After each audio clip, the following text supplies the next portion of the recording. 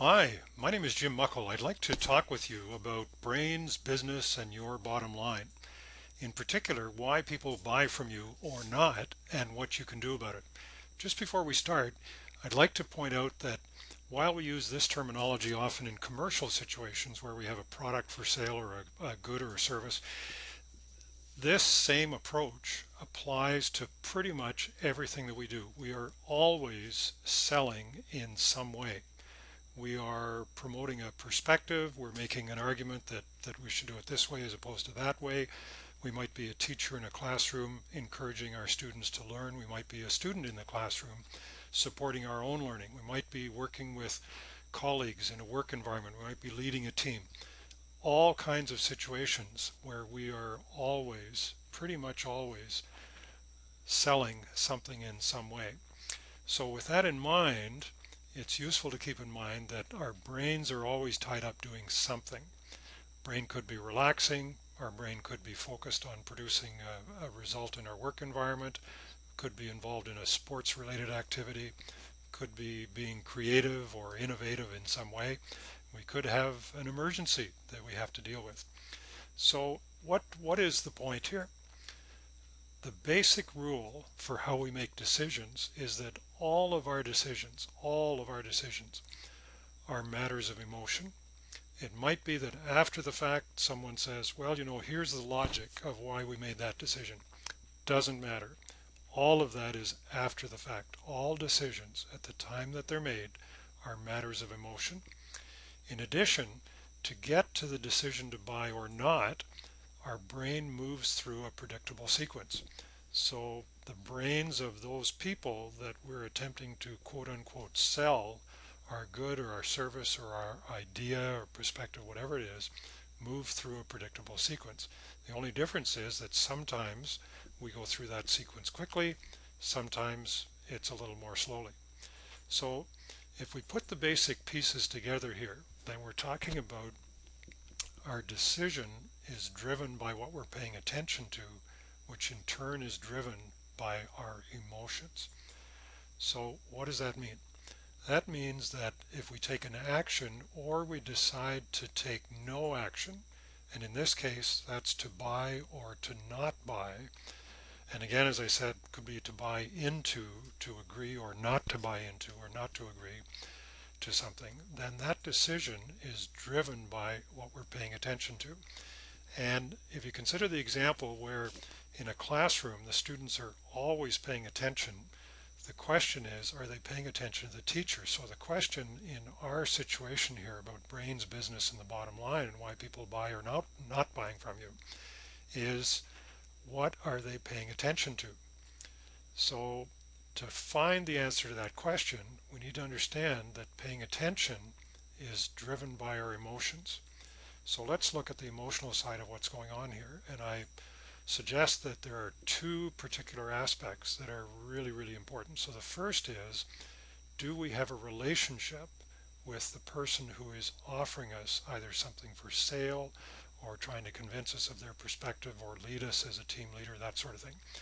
Or do we want whatever it is that's being offered? So those two things. So on the relationship front, there may be a credibility aspect. That's an important piece.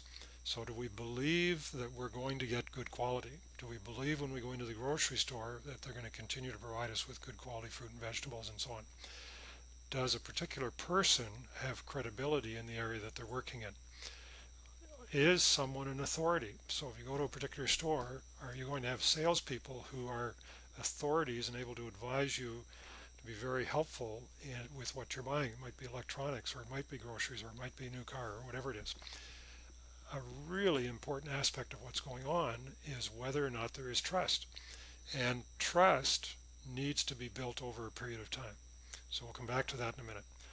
On the issue of wanting something, and I emphasize the want is related to emotions. This is not a need. I can look at a situation and say, well, of course they need what I have to offer. Doesn't matter. What we need is from the perspective of the individual who is the potential purchaser, we need them to want what we're doing. So that needs to be a student in a classroom who wants to learn. It needs to be the person who is interested in the material that we're offering in our product or in our workshop or in our service, whatever it might be. And on the issue of the want, motivation drives what we want. And motivation is always stronger if there's a choice there, if there are options. So it's useful for the person to understand in the midst of wanting something that they may have choices, and hopefully that ours is the best choice or the best option. So I'd like to put these elements aside just for a moment and touch briefly on three other pieces. So the first is that we offer information. As a teacher, as a vendor of something, as a team leader, as a team member, whatever it is, we're involved in information. We need to help the person on the receiving end to get from information to understanding. So how do we do that? We pay attention to two things. The first is that the person needs to see how the new information fits together. How do the various pieces of what you're talking about or providing information about, in other ways, could be a newspaper ad, could be in an email, in any number of ways. The person needs to see how those new pieces fit together. So what's the whole thing look like? And to get to understanding, the brain needs to take that new information and fit it into its own frame of reference. So the potential purchaser, whether it's the student or the team member or whoever it is, needs to not only understand the pieces involved in what you're offering, but to see how those new pieces fit into their own frame of reference. Then, with that understanding, they're in a position to apply that understanding, which could be to make a decision or to do something else with it. So let's take these three elements and put them together. What does the overall framework look like? So we'll put our three blocks back up here, and I invite you to consider that we certainly need to provide information, but we need to do it in the context of what's happening emotionally. And we need to provide that information in the context of having a relationship, and in the context of there being a want for what it is that we're offering. Not a need, but a want. That information needs to be understood, and the individual or the people involved need to understand how that application could be of use to them. Then, with all of that in place, we're in a position to say, right, it's a good time to get their attention so we can help them move to a decision. Now, what does all this mean? What this means is that we cannot expect to go from information to a favorable decision directly. We need to do these other things that we talked about. So what's going to happen if we attempt to go from information directly to a decision is that we're going to get no action. There will be no decision. Almost always no decision will be made that reflects the outcome that we're trying to achieve. If by chance we provide information and someone makes a decision to buy from us, either to buy into it in a classroom or a conversation or a team environment or to purchase the good or service, then it is just that. It's largely a coincidence. We often will look at that apparent relationship and conclude that the decision is a reaction, a result of our providing the information, but not so. So what can we conclude? We put our framework here. What do we need to do? We need to provide information. We need to help people, our target audience, people in our classroom, people in our team, wherever they are, to understand what we're offering by seeing how the new pieces fit together and how those new pieces fit into their frame of reference so that they can see for themselves the application that could be of use to them. We need to do these things in the context of the emotional condition of the person or people involved. We need to build that relationship. We need to establish credibility.